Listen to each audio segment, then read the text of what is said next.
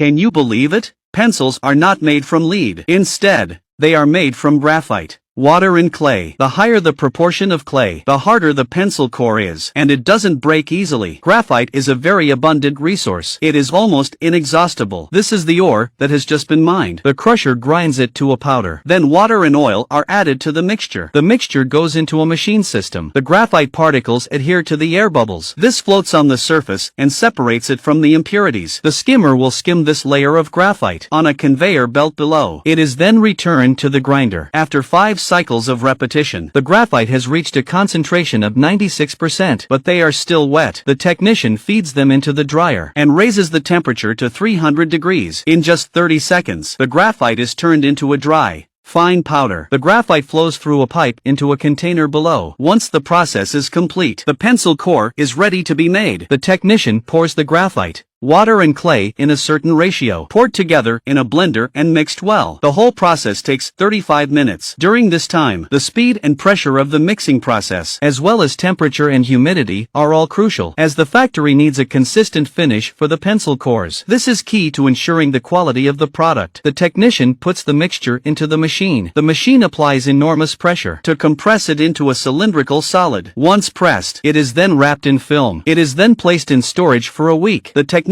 pushes the cylinder into the hydraulic press. The machine presses it into a tiny model. It is forced into a long, thin pencil lead. The technician holds it upright and feeds it into the machine. A machine cuts it to the length required to make the pencil. The pencil is then dropped onto a conveyor belt and sent to the next station. At this point, the pencils are very soft and flexible because they have been mixed with water. The solution is to first bake them in a 120-degree oven for 12 hours to dry out the moisture in the refills. But it's not hard enough. They are then placed in an 800-degree kiln for 10 hours. This process changes the mucilage in the refills. The hardness of the refill is increased to its maximum. Once the baking is complete, the craftsman soaks the refill in the melted wax. The wax adheres to the surface of the pencil. It is the key to the smoothness of the pencil. Random samples are taken from the factory for testing. These tests include hardness tests, bendability, diameter, etc. The pencil is then inserted into the barrel. Check the smoothness of the writing process. Once it is okay, it can be packed and sent to the pencils are then packed up and sent to the pencil factory to be made.